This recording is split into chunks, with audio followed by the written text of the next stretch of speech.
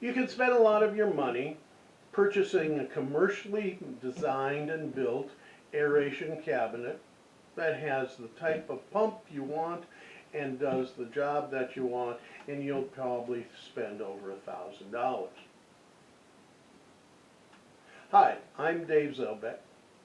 I'm a retired respiratory therapist and an educator. For many years, I have helped people breathe. Now, I want to help you breathe for your pond. And so we're going to be talking in this session about how to make your own aeration cabinet and what you need for that aerator, what type of pump, and all the specifics so that you can go online and get your own system going. In my video concepts of aeration, I talk a lot about the why do we need to aerate. I suggest that you go look at that if you're uncertain what is the value of aerating.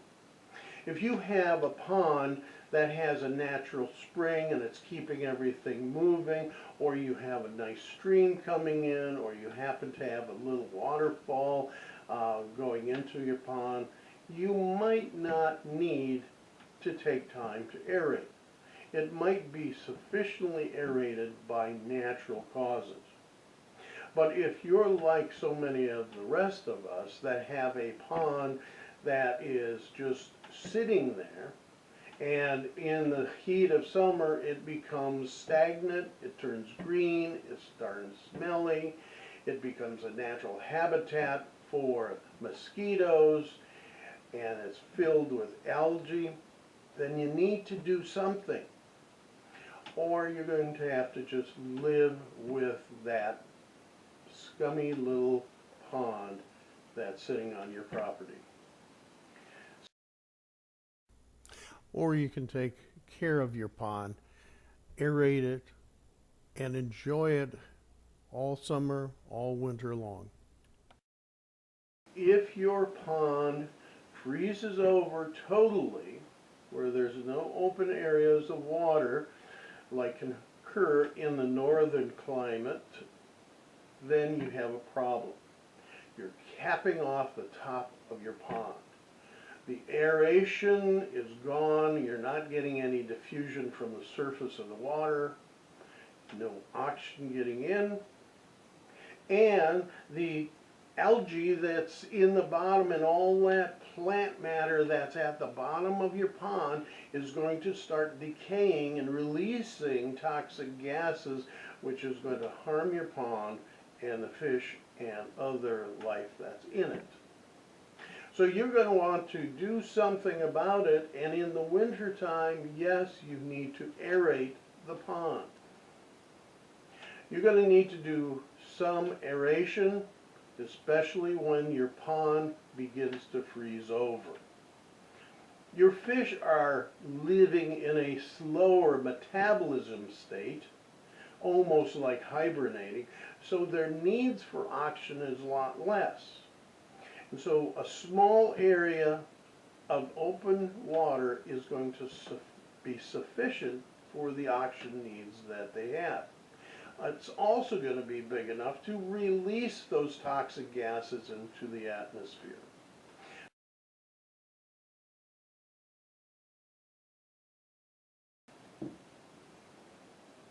You can't just buy any air compressor. The type that you would use for filling your tires or running your nail gun are not sufficient for aerating a pond. They will be the type that uses oil to lubricate the parts internally to create the compressed air. That then creates particles of oil and molecules of oil and pushes that out with the air. We know in healthcare that that type of air is harmful for our patients. So we don't have that type of pump. We need to have, in healthcare, an oilless air pump. and so will you to run the air going into your pond. So you're going to need to look for an oilless air pump. And you're going to need one that has sufficient output of air. You want one that has 40 liters per minute, or about 1.5 CFM or more. In fact, I would suggest more. That is the minimum that you need. Deeper it goes, the harder it is for that pump to push the air down to the bubble head. Some pumps are going to say at 20 feet, zero flow. That means you put it at 20 feet and you'll get no bubbles coming up.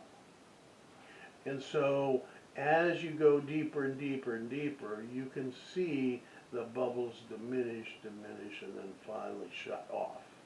That means your pump cannot handle the deep depths. So before you purchase that pump, look at the information. If it doesn't come with the information, then it's probably not a good enough pump. But good pumps will give you an idea of what the flow will be at the various depths under the water.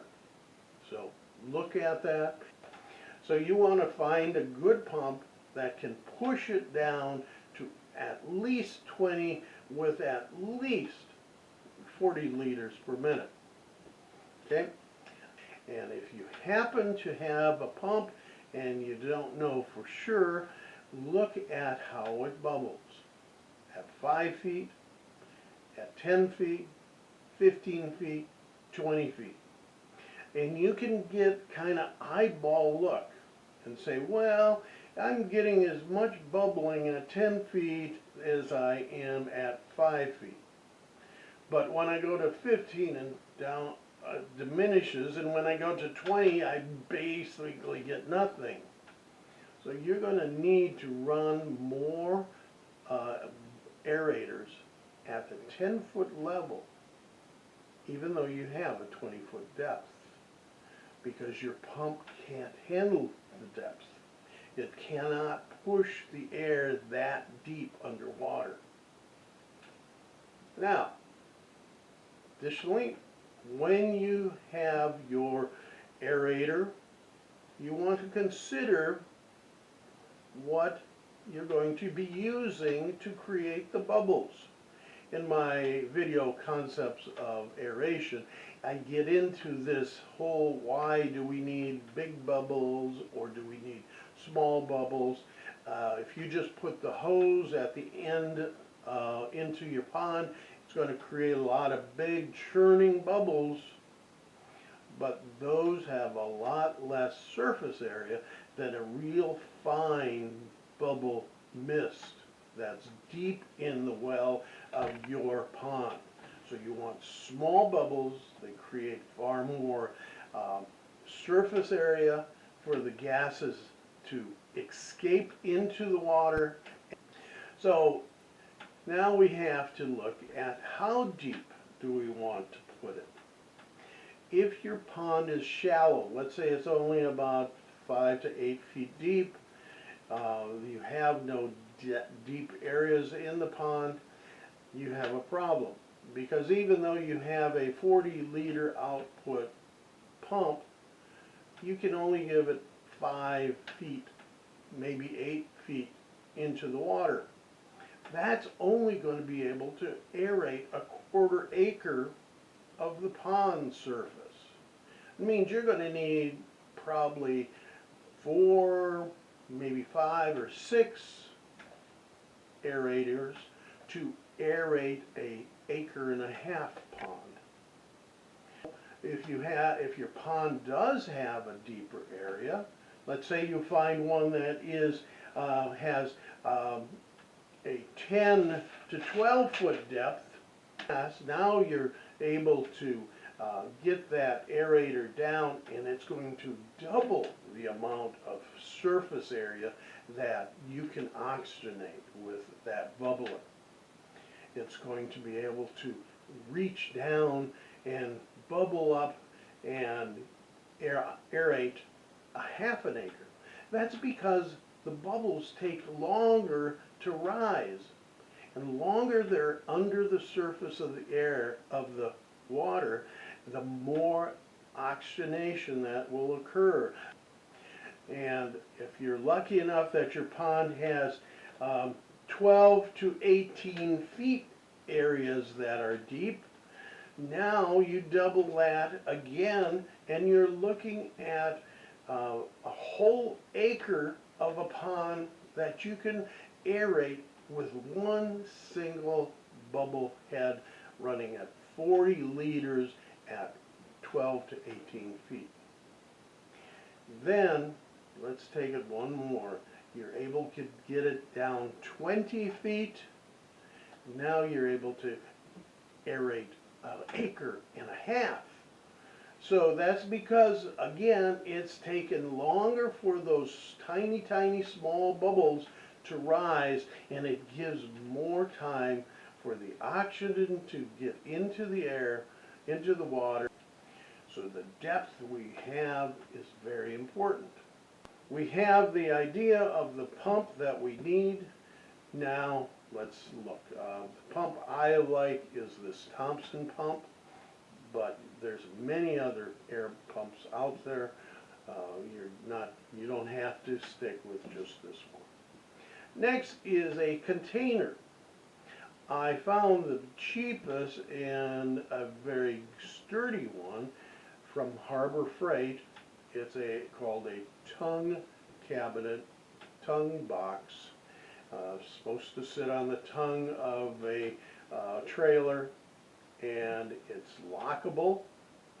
It's made of fairly good heavyweight, heavy gauge metal, and so from that I use that to hold my air pump.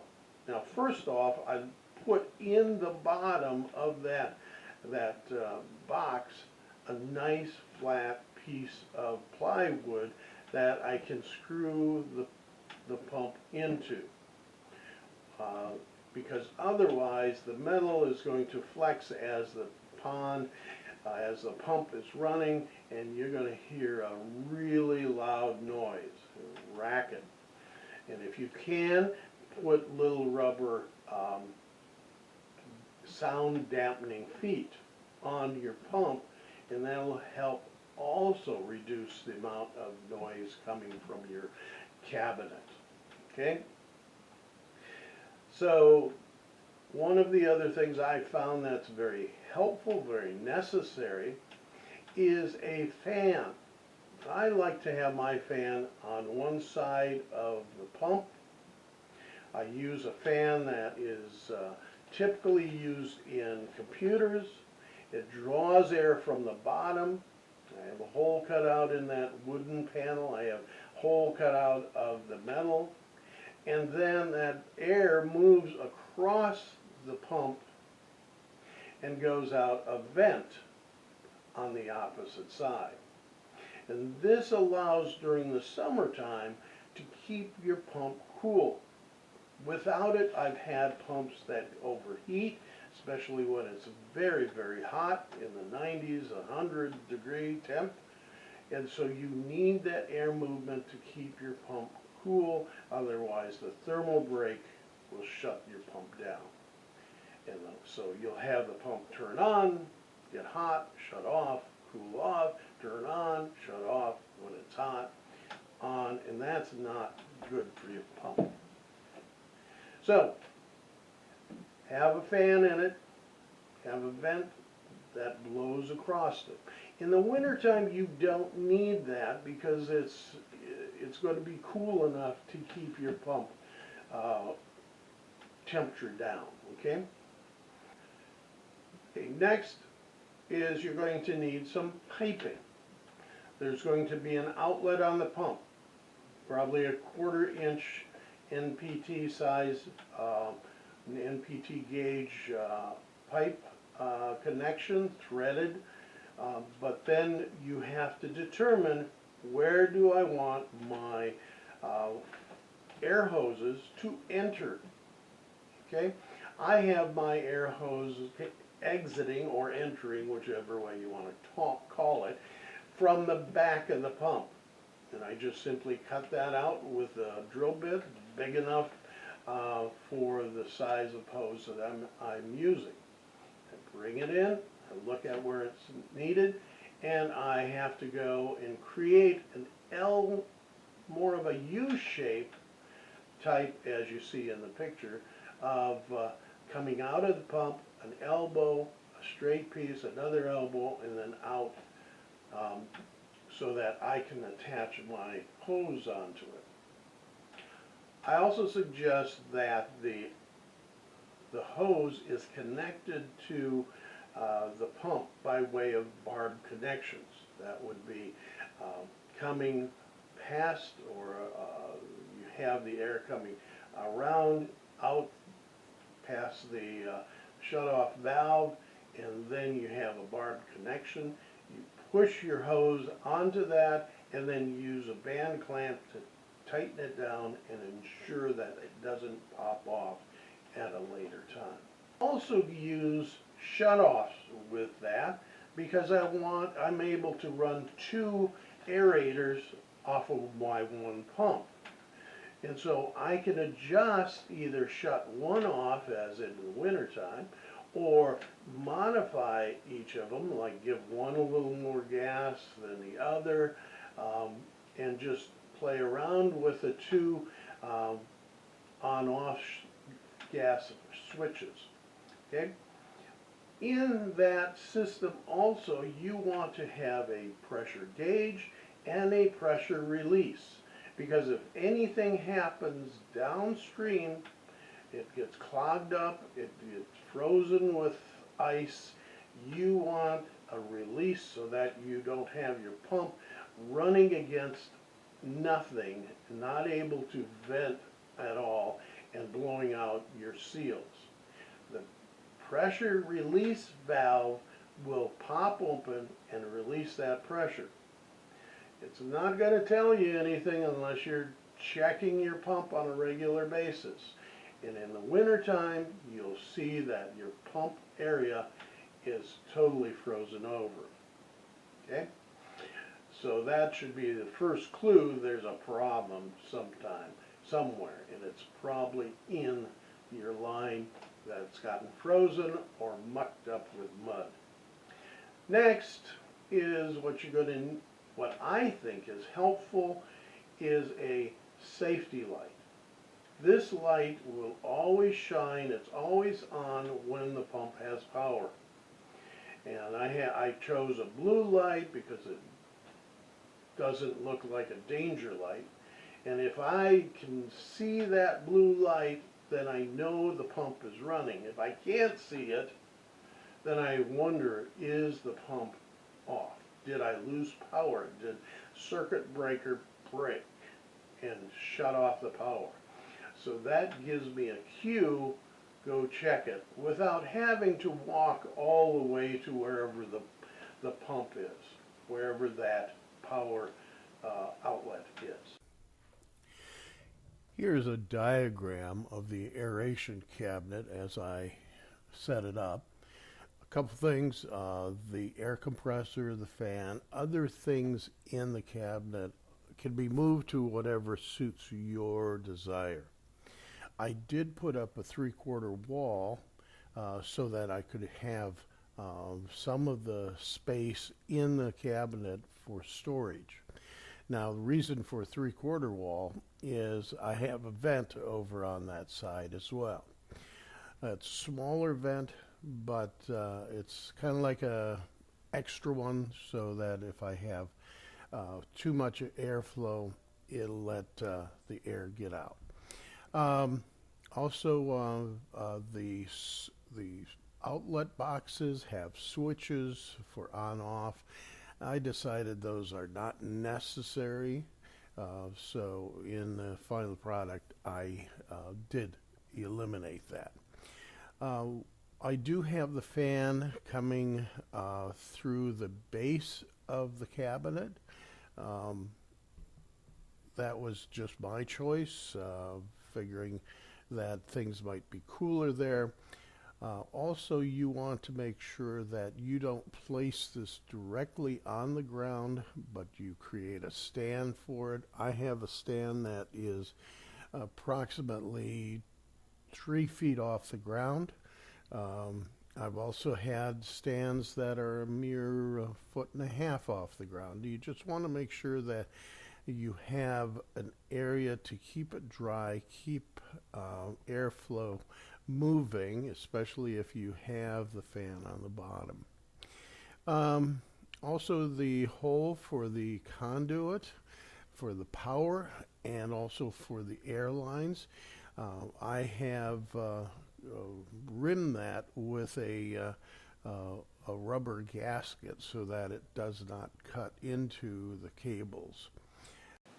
So that pretty much sums up the whole concept of building your own aeration cabinet. I hope this has been helpful. In a future video, I hope to share with you how to build your own solar-powered aeration cabinet, because not everyone has the ability to have power at their pond. Very few people are close enough to 110 power. But an aerator, but you can run a DC oilless pump right directly from a solar panel. More on that in my next video. Thank you. Until the next one, keep your pond aerated. Thank you. Goodbye.